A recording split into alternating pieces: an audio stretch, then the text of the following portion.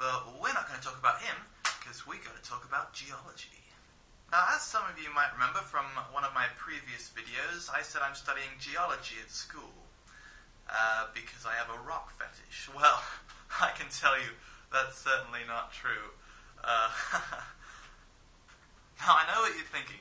It's not because I like rocks. It's definitely not because I have a rock fetish or anything. But it's more to do with, well, how do I...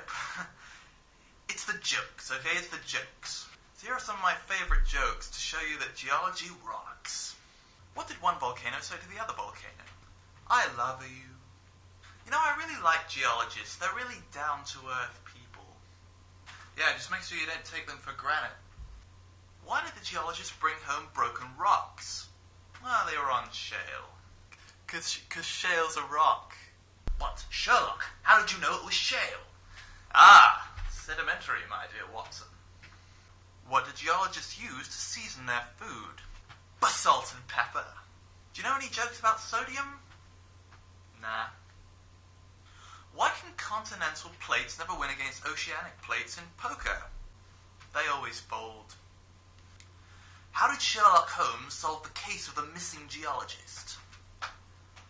Using his powers of subduction. What did the geologist say to the Jedi? May the quartz be with you. What's the ratio of a circle's circumference to its diameter? It's pi, right? No, that's a mineral. Why are the geologists staring at crystals all day? They had perfect cleavage. Tectonic relationships. There's just too much friction between us.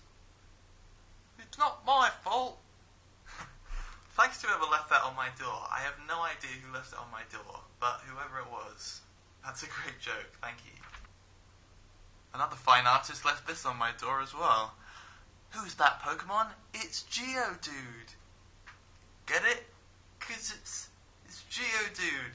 Geology. Eh? Ah? And finally, this is not really a joke, it's more of an unfortunate accident. But there is actually a mineral called coming tonight. Just let that sink in. You're welcome. So those are my favorite geology jokes. If you have any more geology jokes, I would love to hear them. So just leave them in the comments, and maybe I'll make another one of these. You know, they help keep things light when you're in a classroom full of rocks. Things can get pretty heavy pretty quickly. Especially when you have a lab exam to do. Oh, aren't those fun? That actually wasn't sarcasm. They are actually quite interesting. So what happens is you get a sample of a mineral and you say, okay, what is this mineral? Okay, well, it's halite, let's say. And then everyone in the class has a different mineral, and then you get like 3 minutes to decide what it is and then write it down, and you pass it on to the next person. And sometimes it's pretty difficult, as you can imagine. So there are two rocks that look extremely similar, and they're called talc and kaolinite. And I didn't really know which was which. I had no idea. Let's see if you can tell the difference. Here's talc, and here's kaolinite. You can see my confusion.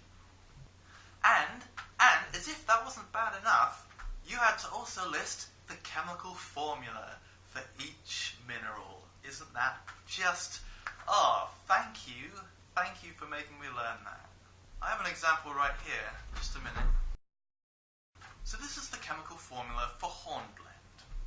CaNa2 or 3, MgFeAl 5, Si6, SiAl2, O22, OH2. How are you supposed to remember that?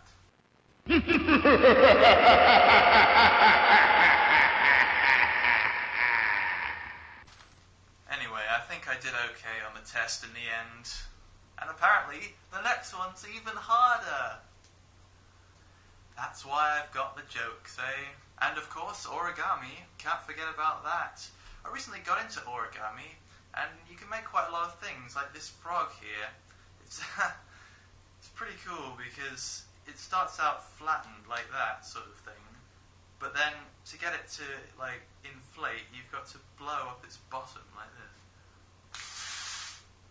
and it sort of inflates. It's only awkward if you make it awkward. Here's how to make an origami rock.